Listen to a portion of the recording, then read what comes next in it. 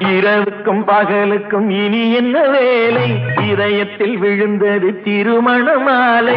உறவுக்கும் உரிமைக்கும் பிறந்தது நேரம். உலகம் நமக்கினி ஆனந்த கோலம். இருவர் என்பதே இல்லை, இனி நாம் ஒருவர் என்பதே உண்மை.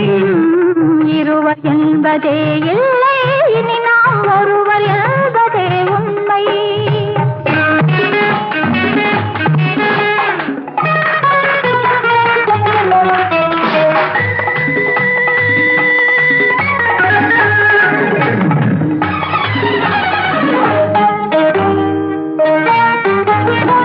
பாதி கண்களை மூடி திறந்து பார்ப்பதில் இன்பம்.